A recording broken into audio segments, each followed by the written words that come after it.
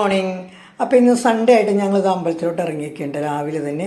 അപ്പോൾ ഒരു 6:30 ആവണതേ ഉള്ളൂ. അപ്പോൾ നല്ല വെളിച്ചമൊക്കെ, മഴയൊക്കെ മാറി നല്ല വെളിച്ചമൊക്കെ വന്നു തുടങ്ങിയിട്ടുണ്ട് കേട്ടോ. അപ്പോൾ അതാ ഒരാൾ വണ്ടി ഓടിച്ചുകൊണ്ടിരിക്കുകയാണ്, കാണാൻ നോക്കിക്കേ. അപ്പോൾ വണ്ടി ഓടിക്കലും ആവും, അപ്പോൾ അമ്പലത്തിൽ പോക്കും ആവുമല്ലോ എന്നും പറഞ്ഞുകൊണ്ട് അങ്ങ് ദൂരയിലോട്ട് പോരാമെന്ന് ഓർത്ത് അങ്ങനെ ആ സർപ്പത്തിൻ്റെ അമ്പലമൊക്കെ എത്തി കേട്ടോ. അപ്പോൾ അവിടെ കയറി നല്ല തിരക്കായിരുന്നു. അവിടെ കയറി തൊഴുതൊക്കെ കഴിഞ്ഞ് ഞങ്ങൾക്ക് ആ പ്രസാദമൊക്കെ കിട്ടി കേട്ടോ. ഇനി ഞങ്ങൾ നേരെ അവിടെ നിന്ന് ഞങ്ങളുടെ വീട് പണിയുന്ന സ്ഥലത്തോട്ട് പോകാമെന്ന് ഓർത്തു. അപ്പോൾ ഇച്ചുകൊണ്ടിനെ കൊണ്ടുവന്നിട്ടില്ല കേട്ടോ. അവനറിയണമെങ്കിൽ എൻ്റെ വീട് വെക്കണടുത്ത് എന്നെ കാണിച്ചില്ല നമ്മുടെ ഭയങ്കര കരച്ചിലൊക്കെ ആയിരിക്കും.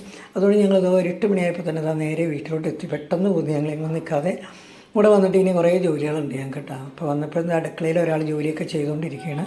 അപ്പോൾ അത് മുട്ടക്കറിയൊക്കെ ഉണ്ടാക്കി. അപ്പോൾ ചെമ്മീനൊക്കെ ഞാൻ റെഡിയാക്കിയിട്ടാണ് പോയത്. അതൊക്കെ അത് അടുപ്പത്തൊക്കെ വെച്ചിട്ടുണ്ട്.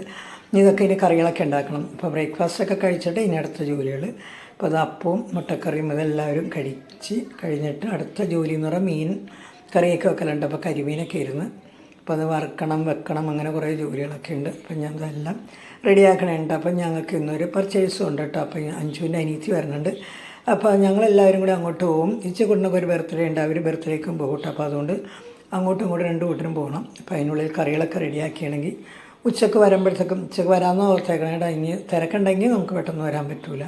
അപ്പോൾ ഇത് കപ്പ ഉണ്ടാക്കിയിട്ടുണ്ട്, ചെമ്മീൻ കറിയുണ്ട്, മീൻ കറിയുണ്ട്, പിന്നെ തോരനുണ്ട്, മീൻ വറുത്ത്, അങ്ങനെ എല്ലാം റെഡിയാക്കി വെച്ചിട്ടാണ് ഞങ്ങൾ പോണത്.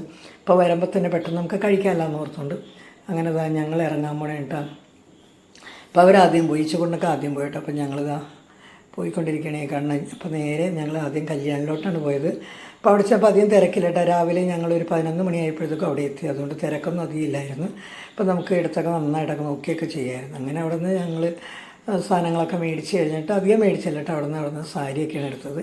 അതെല്ലാം എടുത്ത് കഴിഞ്ഞിട്ട് നേരെ ഞങ്ങൾ പുറത്തേക്ക് ഇറങ്ങി പോത്തീസിലോട്ട് കണ്ട പോയത്. പോത്തീസിലും കൂടെ ഒന്ന് കയറി നോക്കാമെന്ന് ഓർത്ത് അവിടെ ചെന്നപ്പോൾ നല്ല തിരക്കായിട്ട്. അപ്പോൾ ഒരുവിധം സമയമൊക്കെ ആയി. അങ്ങനെ ഞങ്ങളെല്ലാം എടുത്തതാണ്.